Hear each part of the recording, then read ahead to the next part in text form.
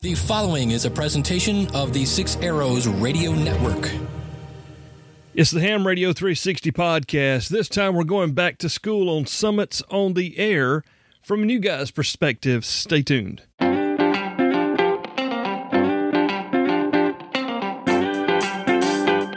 MTCRadio.com presents Ham Radio 360, the podcast. Brought to you by Elecraft.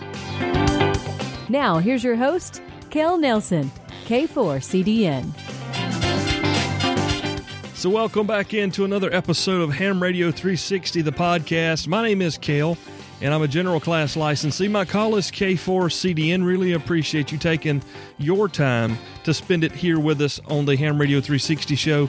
I say us because there's more than just me. We've got George and Jeremy who come into the opposing Tuesdays, and they release to you every other week, I guess I should say, the Workbench podcast, and they're just killing it, man, doing a great job. So proud of those guys, and just love having them a part of what we're doing here at Ham Radio 360. In addition to that, we've got friends down at Main Trading Company. They're our show sponsors, been with us from day one. If you're looking to buy something that has Kenwood written on it, maybe a new TMV71A, my personal favorite mobile radio, crossband repeat, dual search, dual receive. It's just an amazing rig. You guys should check it out at mtcradio.com. And hey, did you notice the new feel there in the intro? Yeah, we've got our new show sponsor plugged in there as well. It's Elecraft. Really excited to welcome Eric and Wayne and the folks at Elecraft into the Ham Radio 360 podcast family.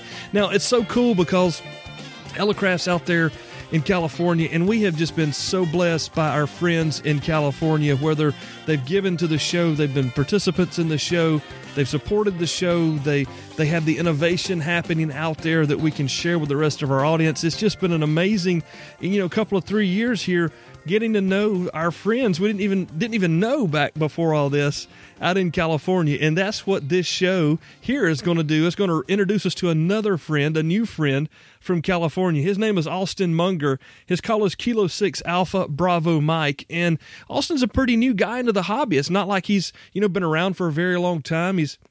He's kind of a young guy. He's a few years younger than me, so he's young. Yeah, he's young. And he sounds younger than he really is, matter of fact. But anyway, Austin kind of got into the hobby by accident. Who hasn't done that before? And then stumbled into SOTA, Summits on the Air, completely by accident. So I want to just kind of welcome him in here, and we're going to talk about his story. Austin Munger, K6ABM, welcome in to the Ham Radio 360 podcast. All right. Thanks for having me. Yeah. So you've been licensed for almost 2 years now? Yeah, just a little under 2 years. I hear podcasters say, don't ask this question, but tell me, what got you into amateur radio? Actually, I think I'm about your age. Well, you sound younger than me. You probably have more hair. No, that's true. Yeah, that's true. No, actually, I'm turning 40 this year, okay. But the thing that got me into ham radio was I kind of found myself living in major cities throughout the U.S. and a few actually in Europe. And when I came back, I sort of kind of had this like internal conflict about what to do with my life. And I sort of found nature as being kind of the thing that I gravitated towards, and hunting kind of being the number one thing out of everything outdoors. And so I found myself out in pretty remote places alone, since none of my friends shared in my interest of hunting. And so it was actually my dad who was kind of like, man, if your phone doesn't work out there, how are you going to get in touch with somebody if you get hurt? And so I went to a ham radio outlet, as naive as could be, and told him I needed a CB radio. Oh, that's awesome, dude. Yeah. And there's a guy, Nick, who works there, and I've actually become pretty good friends with him. And his answer to me was, no, you don't. Let me explain to you why. And so he was nice enough to kind of humor me and fill me in on repeaters. And, I was still pretty confused by the whole thing, but I just took him at his word and bought an FT60, and on my way I went. Nice. And, that's one of the cool things about this hobby I've found in my short time is how helpful the large majority, I can't say everybody, but the large majority of everyone has been so very helpful and gracious and giving. And, when I would have loved to have been in there to see the look that you received when you said that. But the response you got does not surprise me, because there are so many people out there that want to help to get someone in the hobby, no matter their age, no matter their creed or color, any of that garbage. Just, this is something that we're all involved in. And man, it's so cool to see new people come in every day. Yeah, absolutely. Especially sort of finding it by accident. I was about $100 budget off of getting like an InReach. I think it was one of those, little beacons that you push a button. Yeah. And it was just a little out of my price range. So thank God I didn't have an extra $100, or else I wouldn't be here right now. Well, we're tickled that you're here, and we're really excited to have you on the program. Now, how did Justin and I come to know one another? He's another California guy, and I tell you, I love California because they really provide some great guests on our program. If you're not on Instagram, you may not know that I'm on Instagram, and it's not that Kel's there a lot, but I do post from time to time sometimes it's about my kids or somebody cutting a tree down in my yard the other day, and today I put up some pictures of some new hats that we're going to be offering here in the swag store, but you post a lot on Instagram, and you have a really cool avatar. Tell everybody how they can find you on Instagram.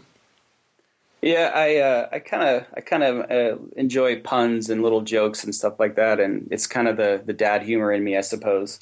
And so it kind of dawned on me early on that diet soda was kind of a funny little play on words, and so the name that I chose was Diet Soda, like I'm on a diet, and soda SOTA. So kind of silly, and in the beginning, it's sort of like when you picked Photime. I remember your advice was make sure you want it because it's going to stick. Oh yeah. So I remember that episode, and for some reason I ignored that advice. Well, it works really good because it is catchy, and it does catch your eye when you're scrolling by. The flag also helps. And if you're going to be doing any sort of soda work, you really should probably be dieting, or you're going to be regretting making the climb for sure. Absolutely. I'm in okay shape here as I approach 40. So and what I don't have in strength, I sort of make up for in will. So it works out. Well, that's good. Yeah, there you go.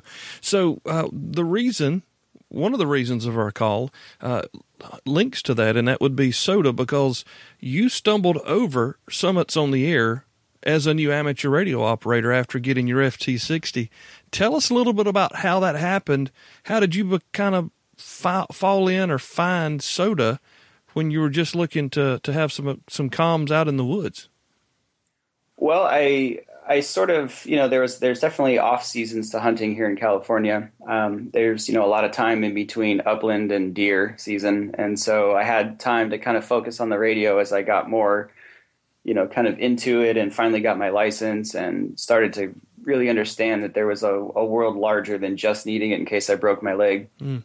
And so I started researching online keywords like, backpack radio and, backwoods communications. And somehow or another, I came across somebody's blog about Summits on the Air. And I remember calling my wife, then girlfriend, just being like, I don't understand what this is, but I need to do it. And she was like, well, go try it.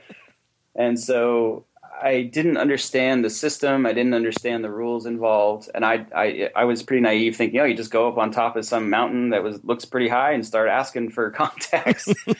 And so I went up and I linked into a repeater and I started calling CQ Soda, and somebody got on real quick and was just like, that's not how this works. So, you need to, and then they were just like, need simplex. And I was like, what's simplex? And so they just, they quickly kind of gave me a tutorial, and I took it as a personal challenge and really kind of just devoured everything soda after that. And so that's where I'm at now. Wow. And there's you stand the chance of running into the wrong person on the repeater who doesn't know, or who's just a FUD, and they're going to give you a hard time about what you're up there trying to do. But I commend you, man, for taking off and going. Where would we be if we didn't try something new, right? No, absolutely. That's kind of how I tackle things in life. I don't pick many things to master, but I don't really master many of them, but I don't even attempt to master things unless I know that I'm going to give my all to it. And so, I've done it enough times with other things that I know that you just you just got to do it. And then the questions come from doing it and failing. Well, and that's a very good point. And it's a point that I share with people when I hear them talking about becoming a new amateur operator. I've got to learn this stuff for this test and it's not making sense. And what does this have to do with anything? And I said, you know what? Let's get you licensed. And then you really learn how to do it. It all makes sense because you're using it, but it's almost like on the job training. I've said that 100 times on the show. I guess that's 101 maybe. But just like doing a SOTA activation for the second time was much different than the first time, I would imagine. Oh, yeah, absolutely. I mean, it took me forever to learn that you could use a spotting app, to kind of help out your likelihood of getting contacts. Mm-hmm. And so, I started off with very little technology involved. And most of the time, I only had 2 meter when I first started. So if I couldn't find somebody in Simplex, then I was kind of just out of luck. And then I thought, oh, well, I'll just try and call people in on repeaters to come over to Simplex. And that worked for a while. And so, you just got to try things. And if something's not working, then you kind of have to dig a little deeper, find a new option, try it. If it works, keep it. If it fails, find something else. How many activations have you done since you got into SOTA? Well, I have 70 points as of today, which doesn't sound like a lot. But if you consider, what's around me, everything being 1 point, and there's just a handful of 2-point summits, I would say at least 40, 50, something like that I've done, so not including just unique summits. Yeah, you're getting plenty of exercise. Yeah, absolutely. I mean, every chance I get, I'm lucky to be able to have a job that I can, sort of call in on from time to time. And if nothing's going on, then I'm just sort of on call, and I can judge when I'm needed and when I'm not. And so, if my wife works in the day, and so I just take off and try and, take care of summits if there's one nearby and I know I can be back in time. That's awesome, man. We'll talk about gear later in the program, I'm sure, because everybody always wants to know about your gear, and we'll get there in a few minutes. But, we've had Doug on before. We've had Harlequin on before where we've talked about Manpack portable radio, summits on the air. We've had goats on the air. This isn't the first time we've discussed it, but it's the first time we've talked about summits on the air with someone who has kind of found their place real early in the hobby with summits on the air. And it's really cool for me because I don't get to do things like that. And I'm really wanting to get into doing some adventure radio, some backpacks, summits on the air kind of stuff around here. Not that we have loads of summits, but I can get to them within an hour and a half. And really looking forward to doing that, especially when my kids get their license with their studies now. But, just stumbling into it as you did and then becoming as passionate as you are about it, I think that speaks volumes about the breadth of this hobby. It doesn't have to be all Morse code. It doesn't have to be all digital. It doesn't have to be, chasing DX on 20 meters. It's a young man who's climbing mountains to make contacts. I think it's really cool, man. Yeah, absolutely. I mean, that's if it wasn't for SOTA, I hate to say it, but I probably wouldn't have, dived into ham radio so passionately. I mean, I'm glad I did in retrospect, now that I see what's at the end of that pursuit. Well, not at the end, but certainly some ways into the pursuit.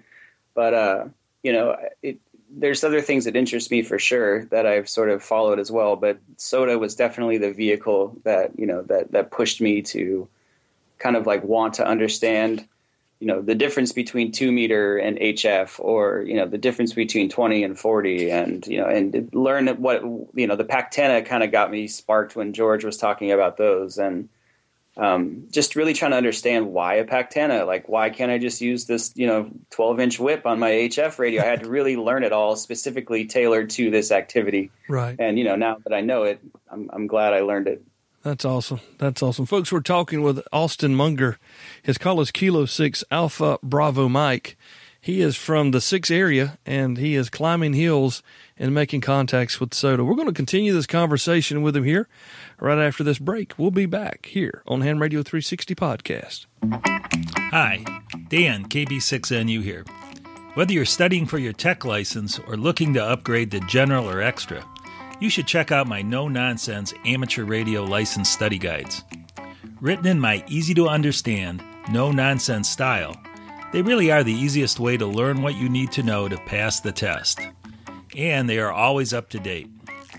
The PDF version of the Technician Class Study Guide is free on my website at kb6nu.com/podcast.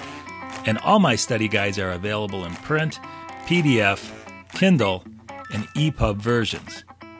Let me help you have more fun with ham radio. Go to kb6nu.com/podcast and get started today. Yeah, we're back with Austin Munger, Kilo 6 Alpha Bravo Mike. He's also known as Diet Soda on Instagram. Can we find you anywhere else, Austin, online, or is just Instagram your place? You know, I started to do one of the, I can't remember the name of the blog site. What's that? I can't remember the name of the blog site. WordPress, Blogger, something like that. I think it was WordPress. Yeah, I started a WordPress account, and I didn't really get too far in it. It's not updated as much, and I'm familiar with the Instagram platform more. So it just seems to kind of it seems to pacify my my instant need or instant gratification nature. Yeah. Well, and that's what it is. I mean, they don't call it Instagram for nothing. And it's I like to say that I like Twitter the best, and I'm on Facebook because I have to be. But Instagram is really cool. I mean, I enjoy that platform. It's a lot of fun to see what other people are doing. Yeah, absolutely. Actually, somebody else that I kind of follow and is local to me here, KK6ZLY. His name's Alex, and he went on an activation a few days ago and kind of sparked my creativity by doing a live stream at the top of a summit where he had access. And I was kind of like, why didn't I think of that? So, I got to watch him do the activation, from work, and I was kind of paying attention with one eye and doing work with the other. And it was a way for me to sort of be vicarious, so. That's a very good way to self-spot too. Yeah, absolutely. Yeah. I didn't even think of that either. There you go. Here I am on top of summit number, whatever, Yeah. Cool, man. So you've been a licensed ham for almost 2 years. You found soda, actually found amateur radio kind of by accident. You found soda really by accident. You had kind of a baptism by fire. Do you have an Elmer that you kind of follow, somebody that helps you now that you've kind of gotten into the hobby, or are you just still kind of making your own way? Yeah, I have people whose advice I really trust, and I'm not scared to ask them for advice. And actually, I still talk to the guy, Nick, I was telling you about at Ham Radio Outlet. I don't know his call, to be honest. I should, but he himself says that he barely has any time to go on the radio these days. I know that feeling. Yeah, but I go in there and he's still very helpful, and he's always kind of helping me out with technical questions, and in many ways, I think he's kind of surprised how I've almost surpassed him. And now he's like, hey, I want to go with you. And, I want to go do those things you're doing. And I didn't even think about that. And he's been licensed since he was a kid. So wow. Well, sometimes we need to see other people having fun to make us want to do something. And really, the whole summit's on the air, and the national parks on the air, the islands on the air. Those kind of things have really gotten me. I followed Stuart around to the national parks on the air, lived vicariously through him and all of his activations, and really enjoyed watching all of that happen. And now it feels like summertime here in the Deep South right now. Who knows what it'll be tomorrow? But, knowing that spring and summer's coming, I'm really, really wanting to spend some time outside this year with a radio. And I don't have any gear that can fill that need outside of a handy-talkie, I guess. But that's one of the things I'm looking forward to doing, or trying to do this spring, really, not the summer. I don't want to leave the house in the summer. It's terrible. And we have humidity here. I know that you don't, but that's okay. We have it here. I'm familiar with it. We have your we have your share of humidity here. But can you give us some ideas about how you prepare yourself for making a run on a summit to get up and get some contacts made?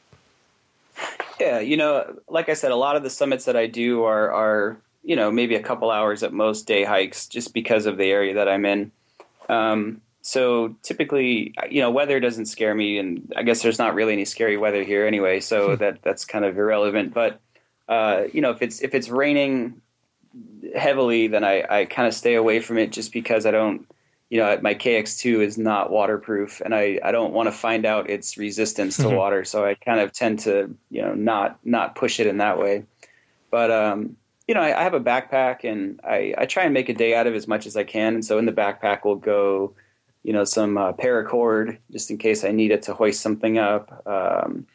The antenna that I chose, whether it's the Chameleon, set up with like the micro hybrid, the little base, and then the antenna, the collapsible antennas kind of look like tent poles. Mm-hmm. The Mill Whip, I'll use that sometimes. Or I also have an antenna, the KX3 Helper. It's similar to the Pactenna, but kind of a less expensive version, I guess. And I'll bring obviously some food, some water, sometimes a little chair, a little camping chair or something if I'm feeling like I want to pack the extra weight around. And that's pretty much it. I have a little watch that lives in my bag that's always on UTC time, so I don't have to add the 8 hours and guess. Yeah. And then that's pretty much it. Now, how do you prepare your wife for, a trip out? Does she worry about you? Does she's like, oh, he's going again, I'm going shopping? Or does she have a way to keep up with you, or how does that go? Well, yeah, she does actually. And the way that she was able to do that was, I got very lucky with my wife, and she has the same sort of sense of adventure and spirit that I do. Actually, she has an Instagram as well that I'll plug. It's Ali Venture, ALIVENTURE. So adventure, but Ali Venture. Cool. Anyway, and she got her ham radio license as well. Whoa, watch out. Did you guys hear that? 90% of the audience is jealous right now. Yeah, I know. I didn't even have to talk her into it, actually. And the same with the hunting license, right? When I met her, I was like, oh, I'm going duck hunting. And she was like, I want my hunting license. And I was kind of like, really? And I knew at that moment I was probably going to marry her. You're like, I've got to stop by and pick this ring up real quick before we go. I let her know what's going on. And, I don't do anything that's too dangerous or, risky. And the things that I've done that were kind of out of my comfort level, she's been with me. We did a volcano activation in Maui on our honeymoon, actually. That is awesome. Which I was really shocked that I got the okay on that one for our honeymoon. But she went up there, and she was almost as excited as I was. That is awesome. So it's a family thing. It's not just an Austin thing. It's a family thing. Yeah, no, I mean, I'm the one who sort of got the interest in it, and it didn't take long for her to go, I expect her to be like, oh, what's this nerdy thing my boyfriend's doing? Because that's, we've only been married, for not even a year yet. So wow. I was licensed before we were married, and I expected her to be like, man, what are you doing? And instead I got the opposite. It was like, wow, that's really cool. So yeah, man, everybody is so jealous of you right now. I mean, I've got a great wife. We've been married 18 years. She's studying to get her license, and I've got no complaints. But I know there are a lot of men out there that are very, very jealous, and they're all wondering, does she have a sister? She does. She's a firefighter in San Francisco. Whoa, watch out, fellas. Watch out. So it kind of runs in the family, I suppose. Yeah, it sounds like it. Well, that's awesome, man.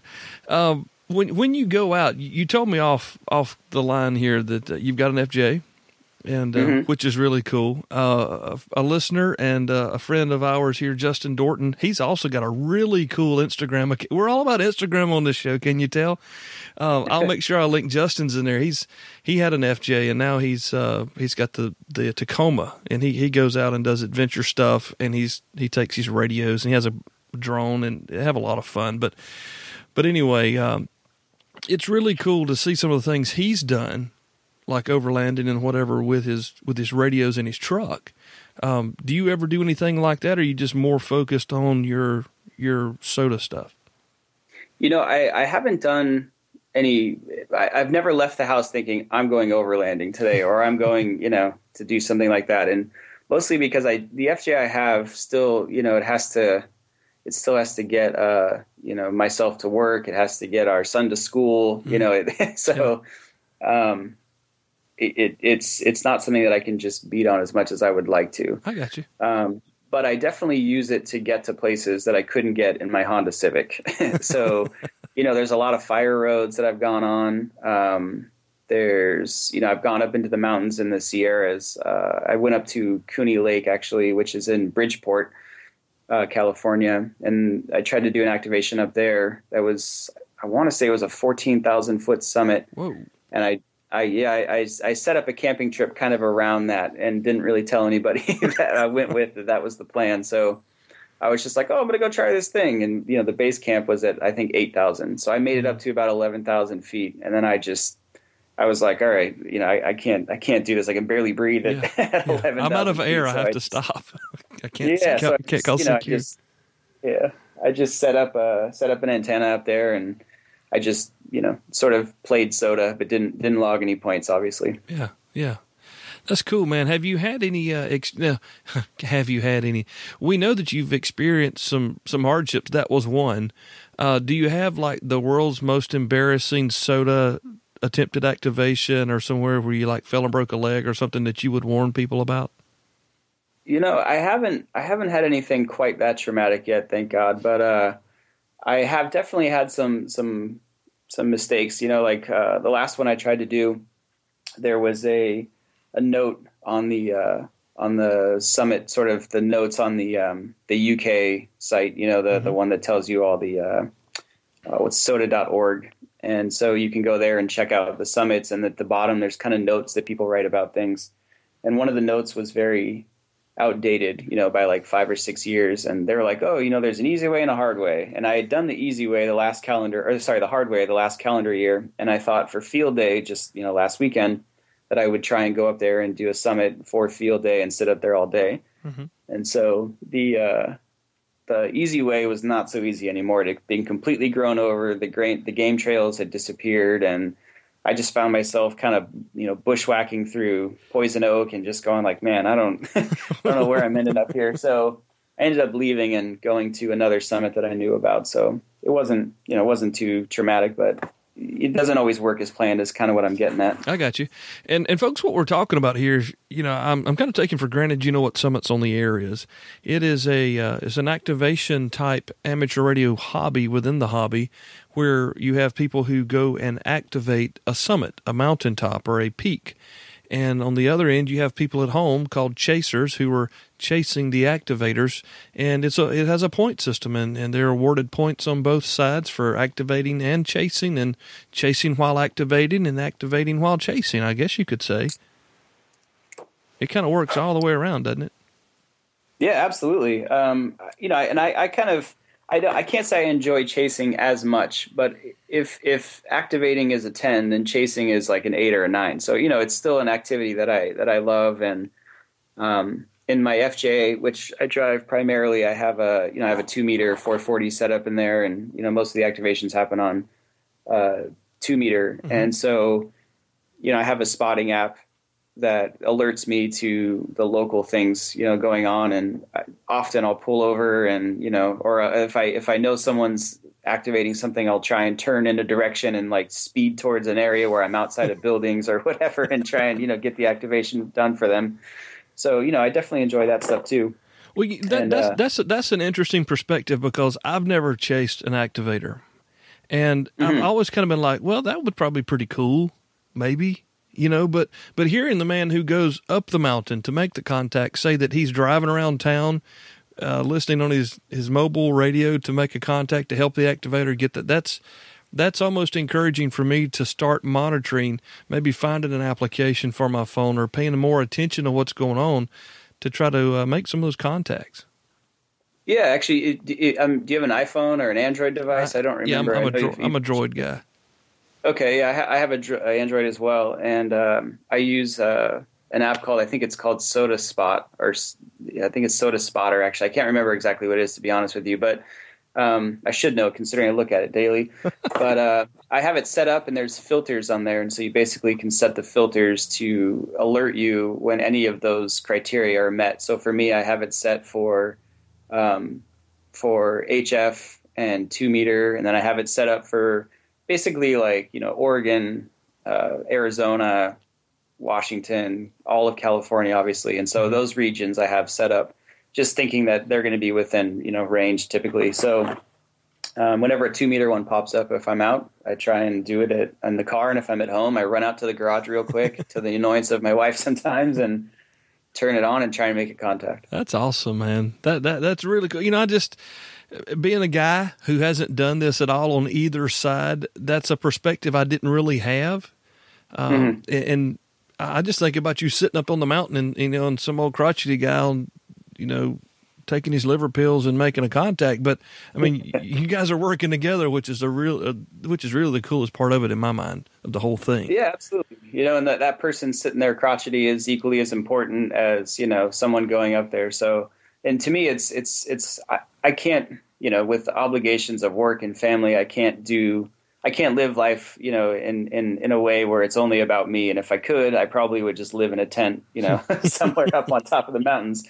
But anyway, since that's not an option that I really want to pursue. Yeah. It's fun for me since I've done those things, I can sort of imagine, myself up there when I'm at work, and I can run out to my truck or pick up, a little 2-meter HT and just kind of try my best to get back to somebody on Simplex. And it sort of takes me out of responsibility, even if just for 30 seconds. Yeah. Yeah, that's a great perspective, man. Thank you for sharing it with us. Guys, we're talking to Austin Munger. His call is Kilo 6 Alpha Bravo Mike Diet Soda, SOTA, if you're an Instagram user. And, of course, we'll have that linked in the show notes. We're talking Summits on the Air, and we're going to get to one of our favorite segments here on the program, and that's when we're talking about what he's taking with him up the hills to make the contacts. We'll be back with Austin here in just a moment. You're listening to the Ham Radio 360 podcast. I've heard back some great reports from many, many operators from the Winter Field Day experience. We had a great time here in South Carolina, man. We really did. A lot of my friends came out. We operated almost the entire 24 hours. I slept for 2 hours, right? Okay. We had gear stacked all over the place, and I've seen many pictures of people operating their stations with the brand new ICOM IC7300. The 7610, the big brother's coming. It'll be here really soon, so keep your eye out for that.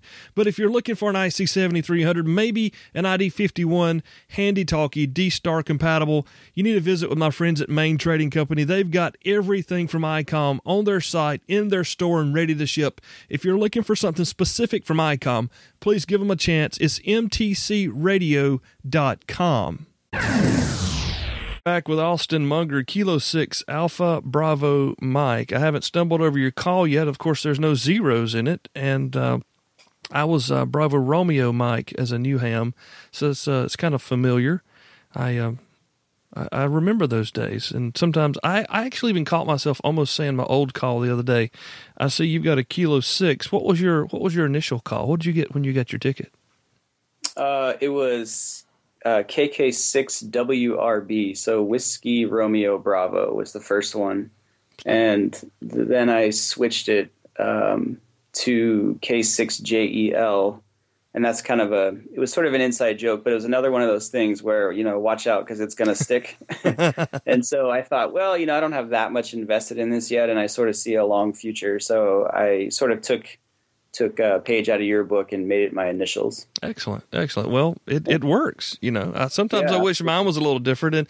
And as I've mentioned in the past, if I ever got extra and tried to get a different call, that would be really cool. But it's almost like your identity now. So, and I look at some of these men who've been amateurs for years, and they've got like a 2x3 call. And I'm thinking, you've been an extra longer than I've been alive. Why do you still have that old call? But, I mean, it's who they are.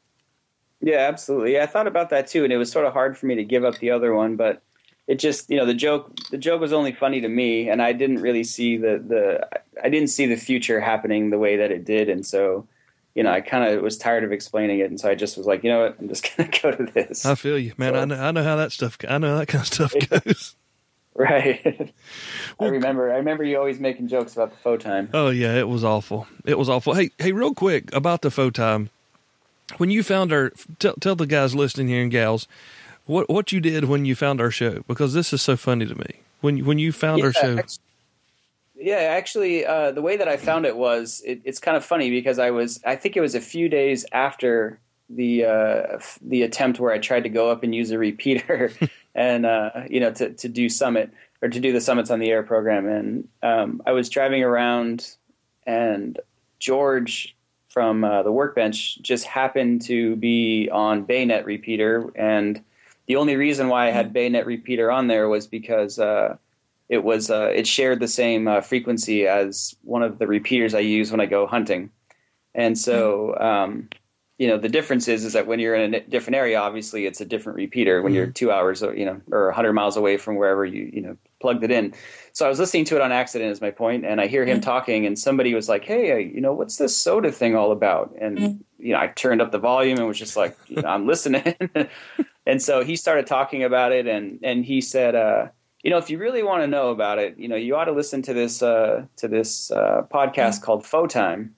And, you're going to really kind of understand. They just did an episode about soda. And to be honest, I can't remember which one, because you've done a few, and I've heard them all, and I just can't remember which one he was referencing. But it was, about a year ago or so. Yeah. So I was like, well, I'm going to go search that out. And I listened to it, and I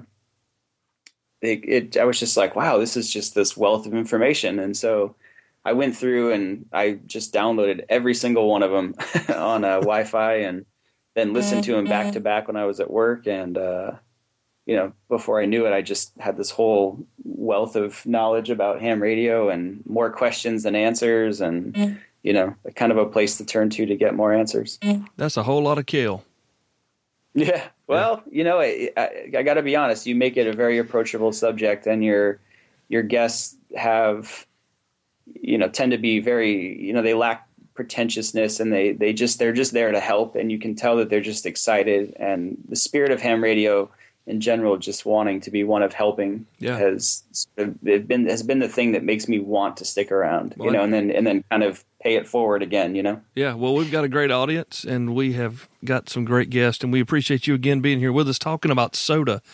And, one of the things that everybody always likes to talk about, and I guess it's just our society, man, we like to spend, we like to buy, and we like to have.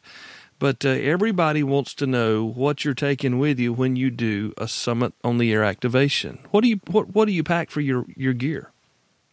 Well, it's funny because I started off with the FT60, like I said, and after a while, I was sort of introduced to APRS as a way to sort of live time track myself, to take it even a step further. And so I used the Yaesu FT1D for quite a while, and then I started thinking to myself, I find myself out in really remote areas, and oftentimes I'm not within repeater reach, or, just barely.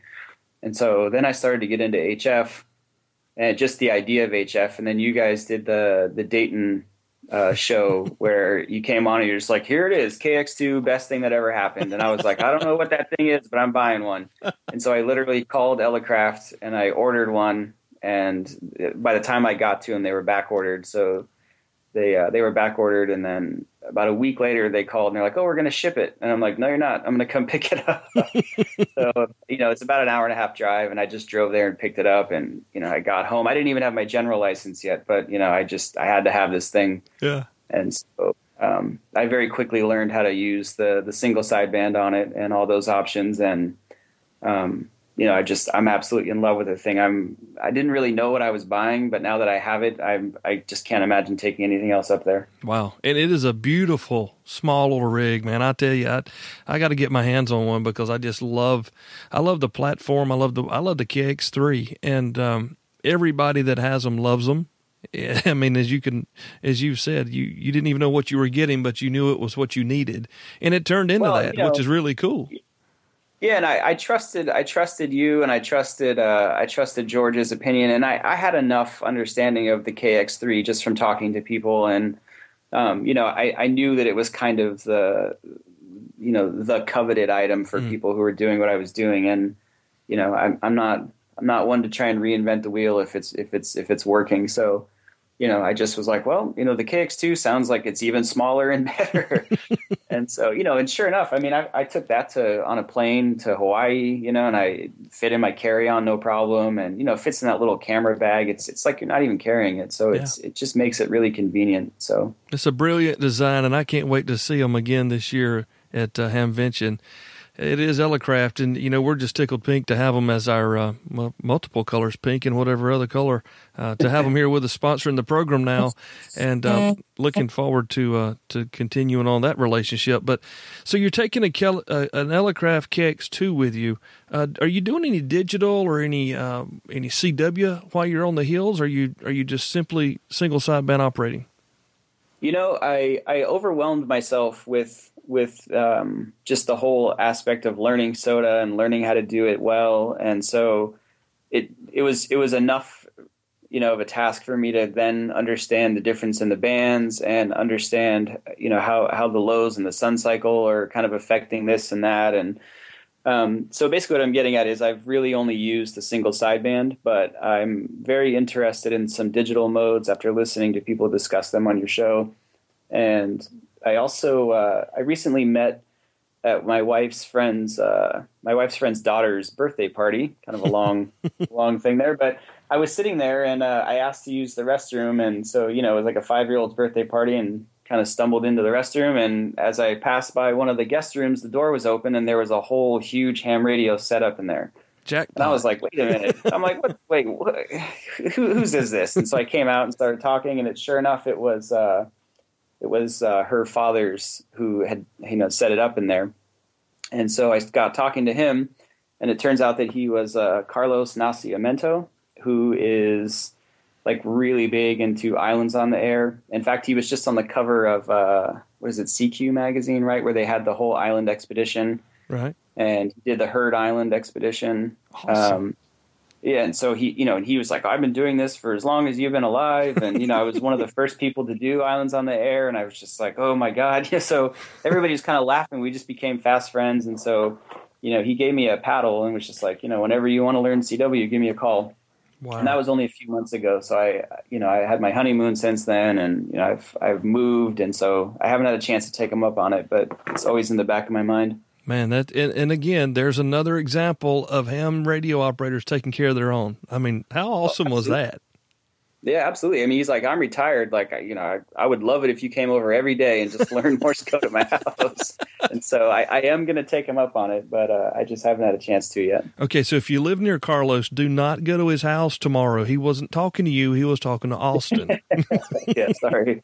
I won't give you his call. Don't give us his call, but we'll see if we can't talk him into coming on the show one day and helping us get further educated on islands.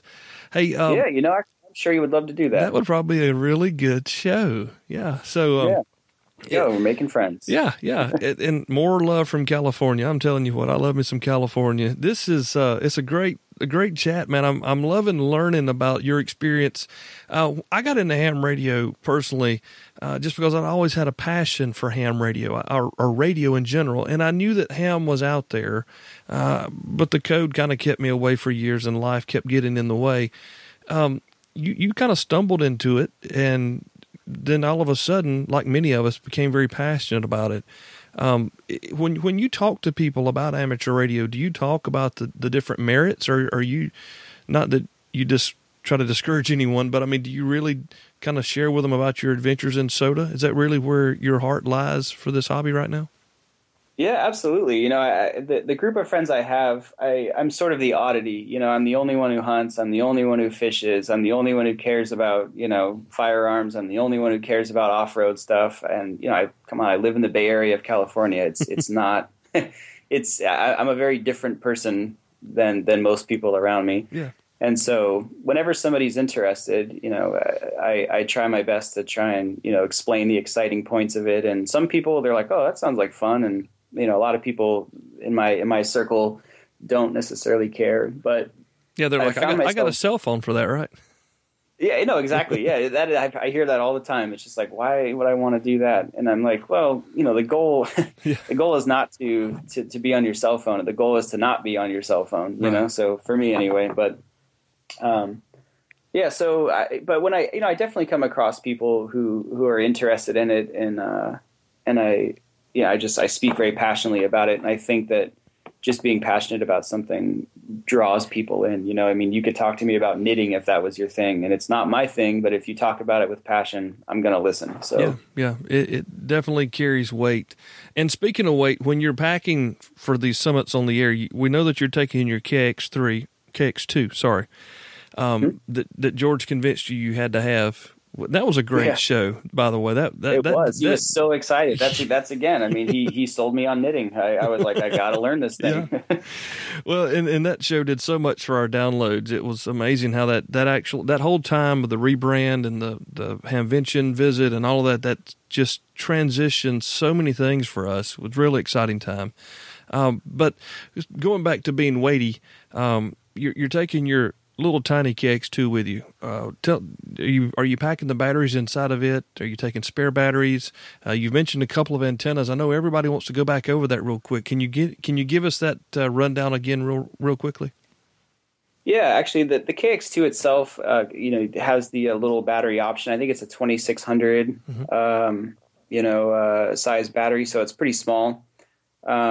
It just fits inside. It's made for the rig itself, and it fits inside in its own little compartment. So there's nothing external about it. I do own a Bio-Enno battery, which is much larger. I want to say 9600, maybe something like that. Okay. But I've never had any need to bring it out outside of just setting up my ICOM IC7100 I use sometimes with it if I go to camping or something and just want to use it more as a base. Right. But for SOTA itself, I just use that, and then I carry just like a 12-foot piece of coax, nothing too big, because we're only talking about 10 watts, so I'm not too worried about being close to my antenna. And then recently I got the Chameleon, the little, it's called the Hybrid Micro base. It's just a tiny little coil essentially. And on that goes like a collapsible base that you kind of put up. It's almost like tent stakes, has the bungee cord inside that allows it to stay together but collapse. Mm-hmm. And so that's one section. And then there's a mill whip section that goes on top of that. And I'd say that whole antenna setup weighs maybe 1.5 pounds. It's just, hollow aluminum and a little tiny, base. Yeah. And then you got a 12-foot antenna. And the first time I used that, I was only maybe 1,200 feet up on a summit, and I was able to talk to Maryland with 10 watts and, in the middle of the day. So I was just like, I was a believer at that point. An antenna that's tuned properly, man, it'll work like a champ every time. Yeah. And the KX2 also has I got it with the auto tuner option. So, that definitely helps. Considering I didn't really understand different antennas and that you needed to have one that was tuned for a band. Like I said, I just was like, I have to have that thing and I'll learn it when I get it. And that's exactly what happened. It's one of the best stories I've heard about it, man. I'm telling you. And that's kind of been the case of your whole trip adventure into ham radio is just kind of one thing after the next. It sounds like, you hit the ground running and now you're climbing the hills doing it. Yeah, and I take it with me hunting too. And there was a situation during dove season that just passed, and I had set it up on BLM land, the Bureau of Land Management. There's tons of public land here in California, and so I set up a dove hunt by myself, where I knew that the end result would be that I was near a summit that was only about 1,000 feet up. So I went through and shot my limited doves and packed them up, and then went and did a summit, came back down. And so that radio basically allows it to be so portable that I can take it with me on all the other things I love to do. Nice. That's awesome. Folks, we're catching up here with Austin Munger from California, Kilo 6 Alpha Bravo Mike. We're talking Summits on the Air, adventure life. I'm telling you, he's living it, man. And it's been a great call so far. We're going to come back with him in just a moment, and we're going to keep the conversation going right here on Ham Radio 360 Podcast. This show is further proof that adventure radio is alive and kicking here in the U.S. and all over the world. Summits on the Air is not just a U.S. thing. Matter of fact, it wasn't even started here. They're just letting us play with them, and we appreciate that. And I tell you, you can hear from Austin and so many other people that you talk to.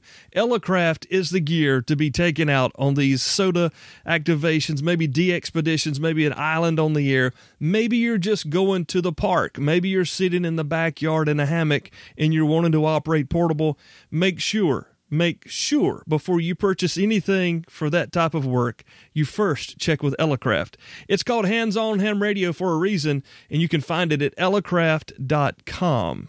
Yeah, we're back with Austin. His call is Kilo 6 Alpha Bravo Mike. He is a SOTA extraordinaire. It's funny, too. He's been a ham for a little bit less than 2 years. He's already got his wife licensed. They went and did a Summits on the Air activation during their honeymoon in Maui in a volcano of all places. And she goes on these summit activations with him. I mean, the guy's got the best wife in the country. I hope she's listening to this, by the way. And she will. She'll probably remind you of that from now on every day. So you're welcome. I've been doing it for 18 years. It'll be okay. So Austin, we appreciate you being here, number one, and thank you for your passion and sharing your adventures with us and some of your thoughts and your processes. There may be somebody listening just like you were a year or two ago. Just found the program. This sounds interesting to them, but they're really not 100% sure about what we're talking about or how to get involved. At the core of it, what is Summits on the Air? Well, I mean, to me, it's a way to sort of, intersect my two passions of being outside and ham radio. And so, there's a practical side of wanting to learn how to be outside with the radio just for safety reasons. If you go, to kind of as remote places as I tend to, where cell phones don't work. So that's kind of, like I said, that's kind of the basis that got me into it. But the thing that kind of kept me there was providing a challenge. And the challenge is, it's just sort of, it's amongst friends. I mean, there's no reward at the end other than just the satisfaction of doing it and having conversations with other people doing the same activity. But it's just, I don't know. It's been a lot of fun for me, and it's taken me to places that I didn't ever think that I would go. I probably wouldn't have gone to that volcano in Maui otherwise. I tend to plan it and make it an integral part of other things that I'm doing. And so it's just, it's just a lot of fun. Right on, man. Right on. And it's something that anybody who is a licensed amateur radio operator can do. I mean, if you have a technician license, you have the word I'm trying to say here, I'm going to have to cut this out, but you have privileges to be able to make contacts with people, even with your walkie-talkie, your handy-talkie, I guess I'm supposed to. I always get that wrong. Apologize. Send the emails to somebody else. I was a fireman for 10 years. We called them walkie-talkies. But they can get up on a summit. That's what you did, right? When you first started, you didn't have a $1,000 rig. You got up there with a handy-talkie. Yeah, no, I absolutely did not. I had a $100 FT60, and since then, I actually bought a Baofeng, just to have kind of something that, like everybody says, if it breaks, I'm not going to be upset. Yeah. And there was a time where I found myself near a summit, and that's all I had in the car. And I was like, let's see what this Baofeng can do. I was kind of hesitant to use it, but I went up there and used it. And I mean, I was full quieting, from Oakland into San Francisco, which is, quite a distance. Yeah. And so, I guess what I'm saying is for like $25, you can get yourself an HD, and, you don't need to be scared off by the idea of HF. You don't need to use HF. It definitely helps, but it's not necessary. I did it for a year with just 5 watts and a whip antenna. That's all I had. And, those some of the best times I had were doing that. That's awesome. That's awesome.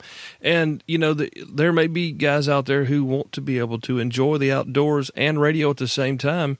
And that's, that's freeing to know that it doesn't have to cost you, your wife's car payment this month to buy a rig to do this. It's very affordable. And like most aspects of the hobby, it's open for everybody.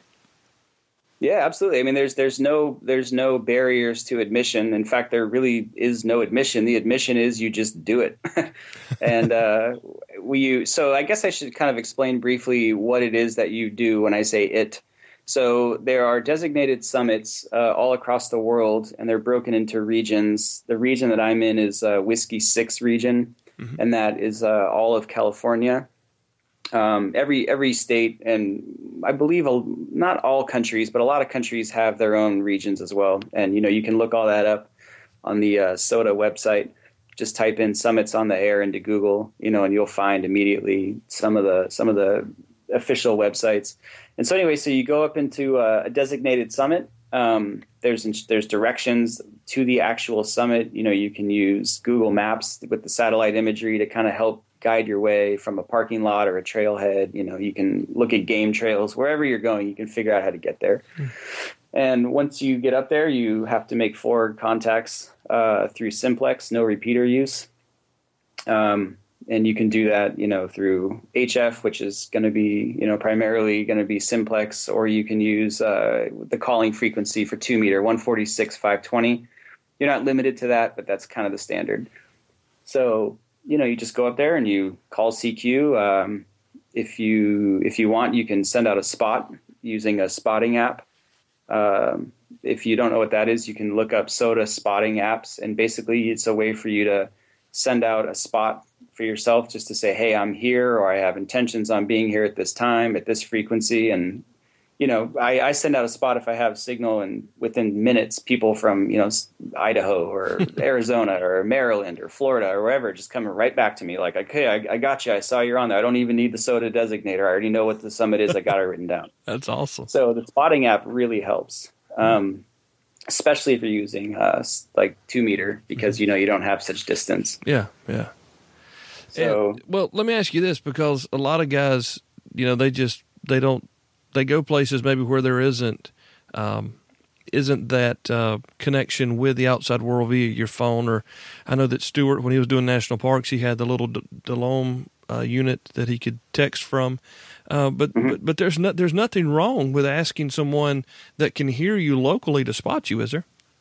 No, not at all. I do it all the time. Or a lot of times if I'm chasing somebody, I will offer to spot for them if they haven't done it themselves. Or sometimes, it's kind of obnoxious to be up there and trying to write things down, look at the time to get the UTC time correct. Right. Managing frequencies, managing pileups if you have one, and then have to spot yourself if you're switching to frequencies. Maybe you go from 20 to 40 or, whatever you're jumping around. And so, sometimes I'll just say, oh, I'm going to, 7.290. And then somebody's like, oh, I'll spot you, so. Nice. And I definitely will offer to do that for people too. Well, it is a community within the community within the community. And everybody's out to help one another because they're all either activating or chasing, right? Yeah. I mean, it's a lot of times on 2 meter simplex, I'll get somebody who's just like, wow, I'm surprised to hear somebody on 146/520 at all, like, what are you doing again? And so, then I love it, because they're, first of all, they're listening to 146. So that means that they have an interest in simplex. And so, typically simplex tends to be people who are outside, or there's some sort of interest in kind of being outside, So, when I tell them about that, they're just like, I don't know what you're talking about, but I wrote down the keywords and, I'm going to look this thing up. And I don't know how many convertees I've made, but we'll see. That's awesome, man. Well, and that's part of it, It's just like you said, when you're passionate about something, it's real easy to talk about it, and getting it out there is really cool as well. Yeah, absolutely. I love it. Cool. Now, I've seen video snippets on your Instagram account from inside your truck. And those are, I guess, activations that you're chasing, that you're a part of, or at least filming the confirmation that you got them? Yeah, when I started that Instagram account, it was kind of to document. I went to art school, so I kind of have this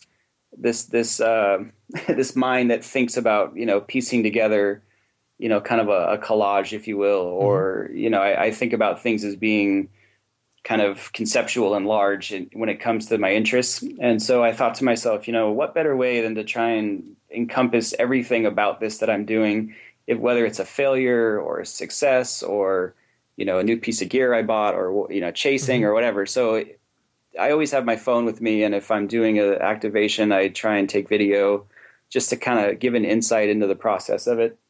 And if I'm chasing, I try and, capture a little snippet of whatever's important about that dialogue that we have back and forth.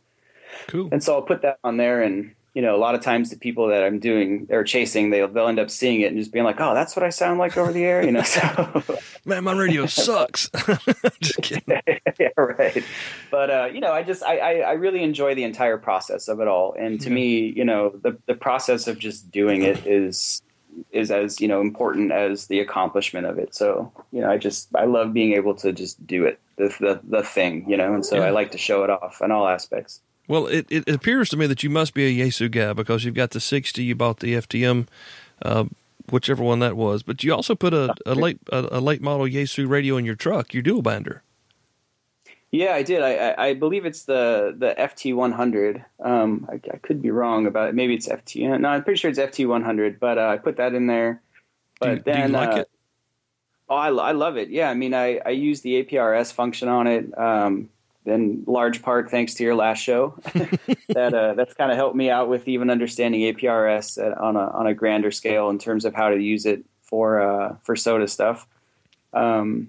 But I also, I got into ICOM as well. So I have the IC7100 as a base station. I love that it's all bands, all modes. Yeah. And it's another one of those things where I don't know what it does yet, but I know it does it, and I'm going to learn it. One of these rainy days, I'll sit down and figure out digital modes or whatever. Awesome. And there's a lot of that out there where you're at, so you're in a good place for it for sure. Yeah, absolutely. Yeah. Well, I've been curious about that the Yaesu Mobile. It seems to be popular, but I haven't seen one in real life, touched it necessarily, and used one. So I'm always curious. We have people always asking, what should I buy, and what would you buy? And of course, I have an opinion, but yours is maybe different than mine, and reasons beyond why I would want something, you'd want something else. So that's really cool to hear. I like the way it looks. It looks great mounted in your truck. So it's really cool to see and hear that you're having a good experience with it. Yeah, no, I love it. And the mounting was kind of by accident. I bought like a vent mount that just clipped onto the vent. And when I put it in, the weight of the radio head just kind of pulled the vent down. So I could never get it to angle correctly.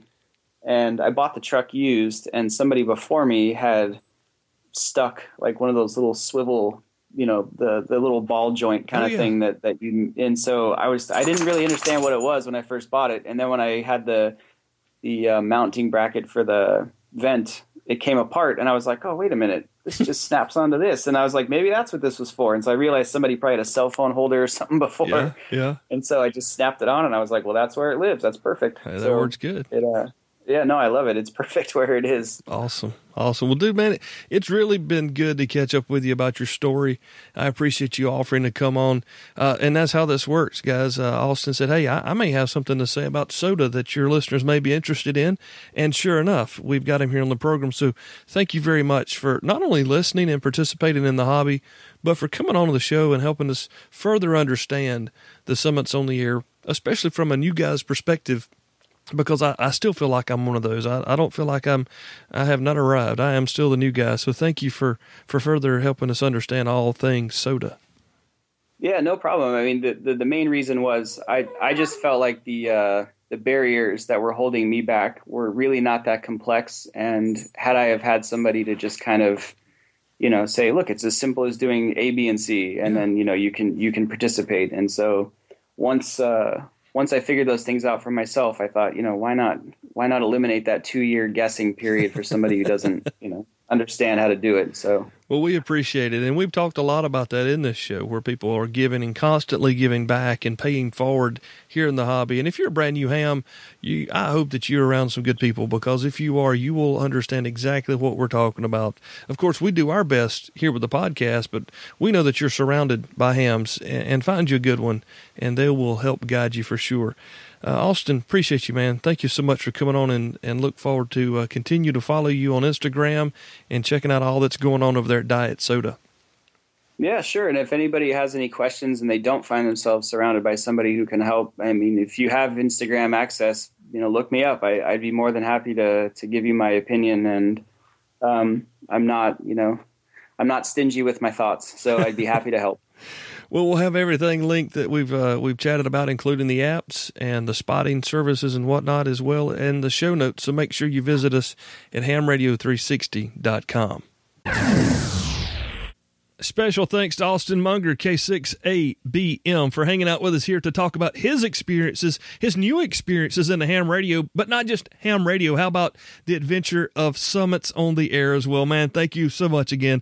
Really enjoyed getting to hang out with you, learning about your time in the hobby. And I'm still really interested. So if you're a new licensee, please just send me an email, kel@hamradio360.com. Would love to get connected with you. Not trying to sell you anything. I'm just curious about what's going on with you right now. now, and may have some ways to help you as well. So it's Kel at hamradio360.com. If you've been licensed since December the 1st of 2016 until now, if you're a new technician, please let me know. I can't wait to hear from you. In addition to that, just a thank you to Elecraft for making a great radio like the KX2, so Austin can take it in the mountains and have a great time with it, man. And I'm just really excited to see what they're going to be doing as they continue their innovation out there in California. Another special thank you to our show sponsor, Main Trading Company. Always excited to catch up with them. I got the coolest envelope in the mail this week. It was drawn on. I bet Danielle did it. It was decorated so nicely. So thank you, girl. Appreciate all you down there in Texas, and appreciate you listening. Yeah, I mean, there's no reason for me to sit here in the barn and record these shows if y'all aren't listening, and I know you are, and appreciate hearing from every one of you. I hope that we're inspiring your journey in amateur radio, and if there's a topic or maybe a question you have, I know that Kenneth from our APRS show is taking questions right now. We'll have a link to that for an upcoming revisit to the Ham Radio 360 show. So we just want to continue to be a part of what you're doing. If you're learning about something new, maybe something we've never even touched on, we would love to make that connection with you. Just like Austin, he's a listener, and he's doing something really cool in the hobby, and he wanted to come on and talk about it. So maybe that's you. Don't hesitate to ask, because we're always looking for new contacts and new information. God bless you guys. Thank you so much for listening again. And we'll be back in 2 weeks. Until then, 73, y'all. Thank you for listening to the Ham Radio 360 podcast, brought to you by Main Trading Company, Paris, Texas, and by Elecraft.com, hands-on ham radio. To learn more about the show, visit our website, hamradio360.com. 73s, y'all.